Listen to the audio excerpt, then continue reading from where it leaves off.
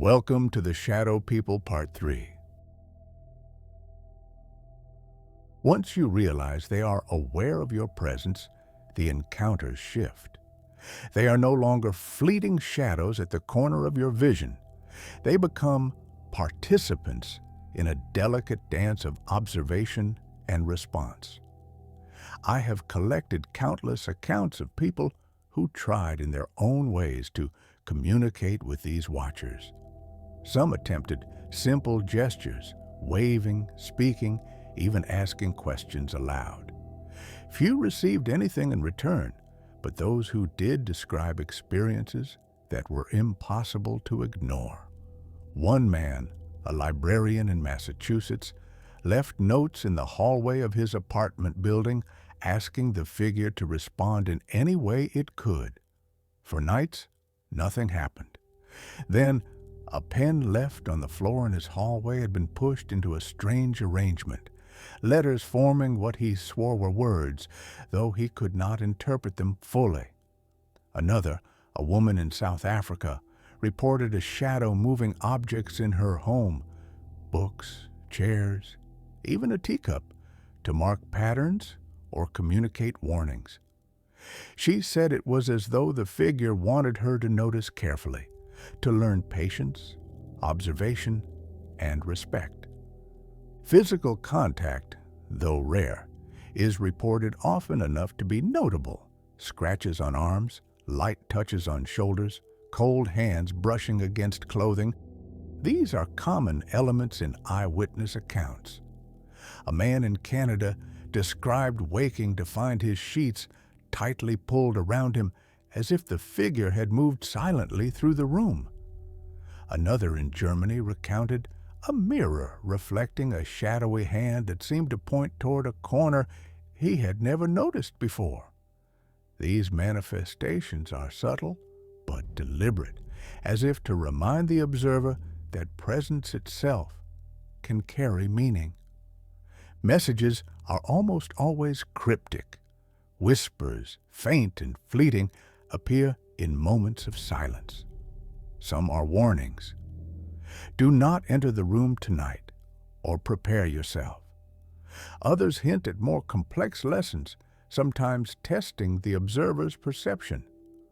A young girl in Japan described sequences of shadows moving across her walls, forming shapes and patterns that conveyed a story she could not fully describe. It is as though the figures measure awareness itself, gauging how deeply a person notices, remembers, and interprets. Even technology has been a conduit. Cameras, audio recorders, and simple photographs occasionally capture anomalies. A dark streak across a hallway, an indistinct form hovering in a doorway, or a flicker of movement that defies explanation. Yet, as always, these captures are partial, fragmentary, leaving the observer with more questions than answers. The intelligence behind these actions is apparent. The figures are deliberate, testing human tools as much as human perception itself. But the most remarkable and the most unnerving cases were those who claimed to see multiple types of shadows at once, interacting in ways that no one could predict. And what I found next in the records would shock even the most skeptical of minds. Some observers have reported seeing more than one type of shadow at a time, not simply a repetition of the same figure, but distinct presences, some tall and thin, others shorter and wider, some with hints of movement that seemed almost human, others more animalistic, slinking along walls or corners. One witness in Ohio described 3 different shapes appearing in sequence, each interacting differently with the environment. One moved objects, one whispered faint warnings, and the third simply observed, its form shifting in ways he could not describe. People who experienced such multiplicity often reported a heightened sense of awareness, as though the shadows were testing their perception. Some attempted to respond, speaking aloud, waving hands, or placing objects in certain positions. The responses they received varied, sometimes subtle shifts, sometimes inexplicable alterations to the environment. A photograph might capture only a streak, a blur, or a shadow cast where no object existed.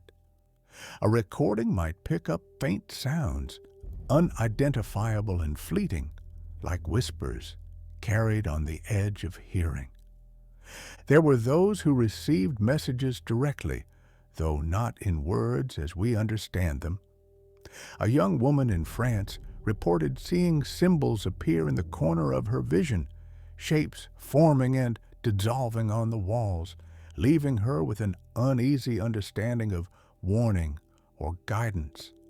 Others described sequences of knocks, taps, or light touches, communicating with rhythm rather than language. These interactions are rare, but when they occur, they suggest intelligence and purpose beyond mere observation. Objects moving, shadows interacting, whispers and signs. Each encounter confirms the presence is deliberate, aware, and capable of response. Yet even those who received such communication rarely understood the full meaning. The messages are fragmented, testing, layered, and always leaving questions that linger long after the encounter ends. People report dreams afterward, images that seem connected to the event, or premonitions they cannot explain. The figures do not speak directly to everyone, but for those who notice, the awareness is profound. Technology, though sometimes helpful, rarely captures the full experience. Cameras pick up anomalies, yet shadows appear differently on film than they do in the eye. Audio recordings capture fleeting whispers but cannot preserve their essence. Some researchers have noted that the more aware the observer, the more pronounced the interaction becomes, as though the figures adjust to perception itself. And always, there is a deliberate patience in every action, a testing of the mind, a probing of awareness, a quiet insistence that the human cannot fully understand.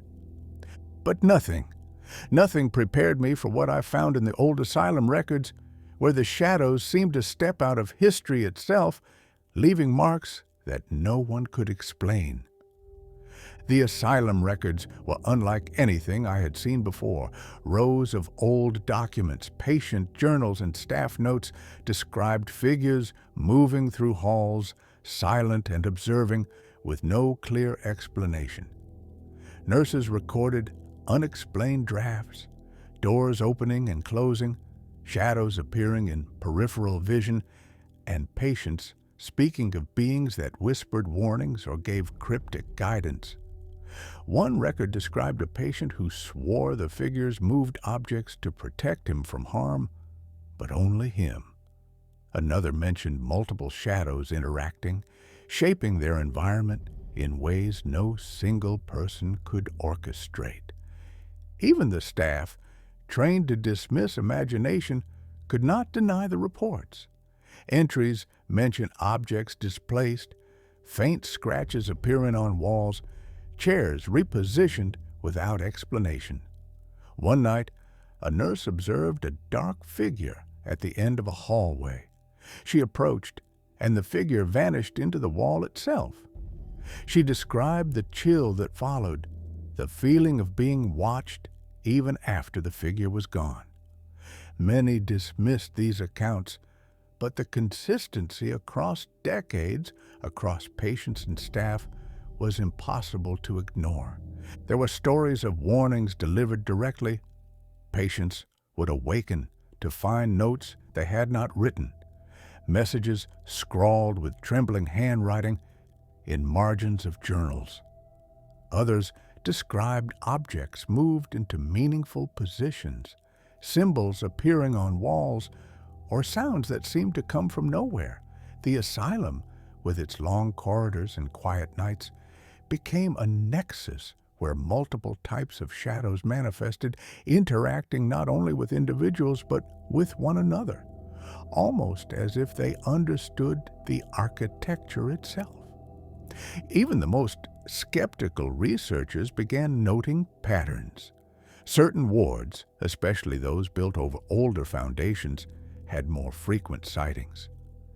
Patients with heightened sensitivity, children, or those in moments of emotional vulnerability reported the clearest experiences, and some accounts hinted at awareness, almost intelligence. The shadows reacted to attention, curiosity, and caution. They were not mindless figures. They observed, measured, and adjusted according to the responses of those around them. The interactions at the asylum confirmed what I had feared. The shadow people were not random. They were deliberate. They were aware. They could communicate in ways subtle and profound with those who noticed, and the records hinted at something darker yet. They were capable of influencing human behavior, shaping perception, and leaving traces that lingered long after the immediate experience ended. But nothing prepared me for what I discovered next in the history of these shadows, a past that stretched back centuries, and perhaps even longer. Thanks for listening. Stay tuned for part 4.